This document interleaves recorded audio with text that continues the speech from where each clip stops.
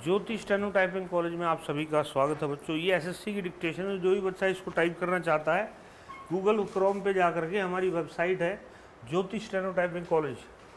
ज्योति steno typing college हमारी website है, उस पर जाके क्लिक कर दे ज्योति स्टेनो टाइपिंग कॉलेज.com। और admission for government job only base पे क्लिक करके यहाँ अपना पूरा रजिस्ट्रेशन करके ये मंथली के हिसाब से भी आप टेस्ट दे सकते हो। Dictation start after 5 seconds. Mr. Vice Chairman, sir, as a basic human need, shelter comes next only to food and clothing. Even the early man discovered caves to seek shelter against the vagaries of nature.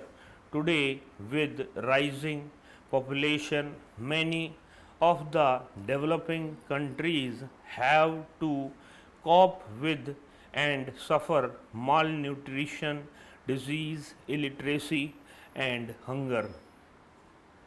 Yet it is the housing problem which seems to be the most intractable one. About one fourth of the world's population is either houseless or lives in abysmally poor and unhealthy environment.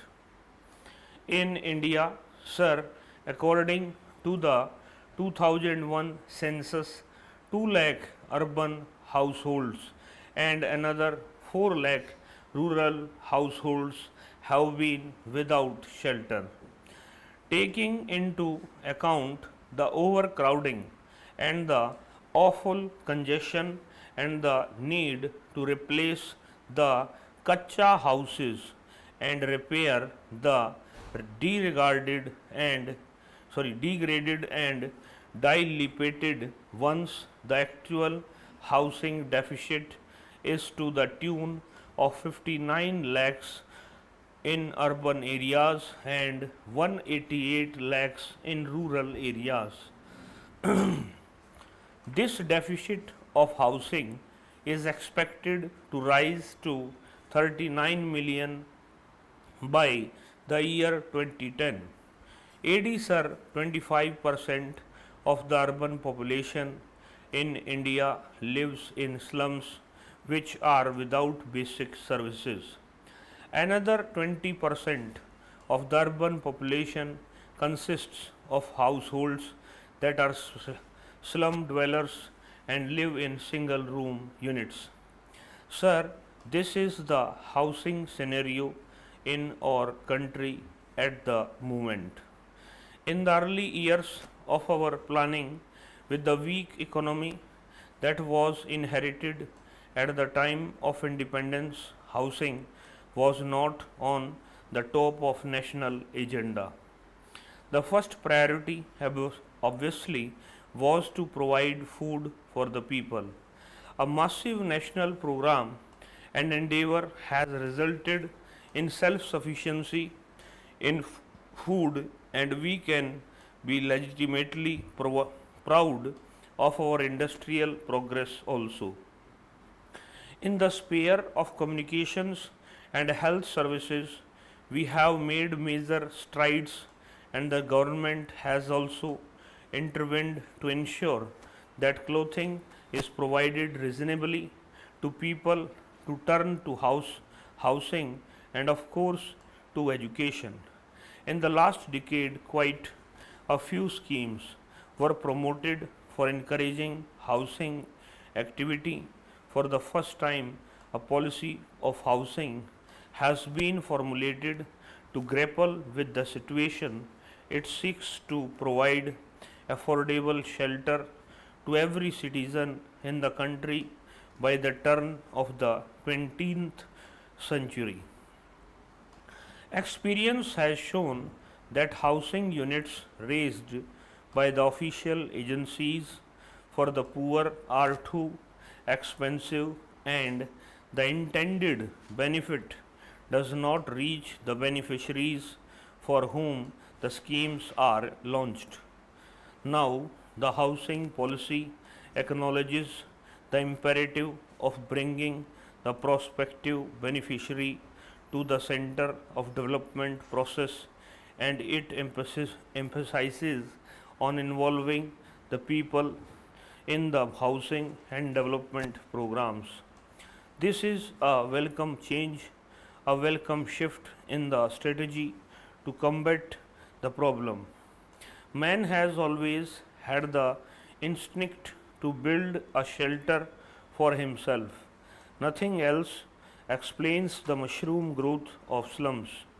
However, a slum dweller, being in constant fear of being evicted, evicted from the land which he has encouraged upon, does not really spend much on building a shanty for himself, even by his own standard. If he were to be assured of the security of tenure over that particular piece of land, and if that were not possible, if he were to be offered an alternative developed piece of land and provided with the basic services like water and sewage system, street lighting, and other important amenities, and also offered some small loan on soft terms, I am sure that every household will be able to build for itself a house which would conform to the basic minimum housing norms postulated by the housing policy. Sir, Gram Panchayats, municipal committees, and the non governmental organizations could also be associated in this national endeavor, particularly in the process of disbursement and repayment of loans, and also for encouraging the cooperative societies, thus relieving the government of some burdensome task.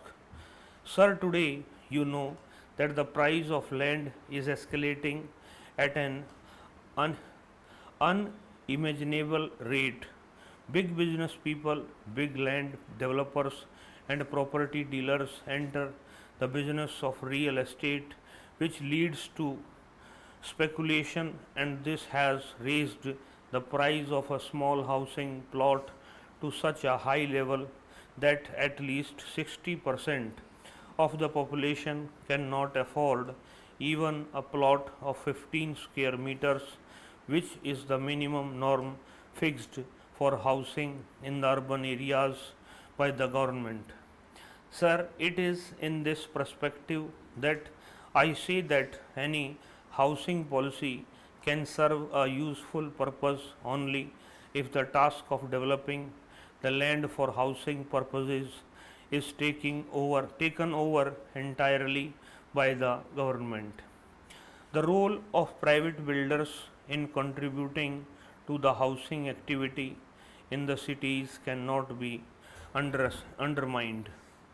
But cases are not wanting where people investing their lifelong savings in a house plot have been cheated by the property dealers.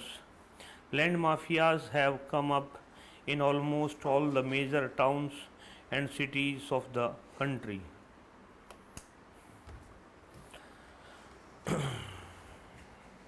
Website पे इसको लगा दिया गया है, वहाँ जाकर इसको type कर सकते हैं। इस क्लास में चलो नमस्कार।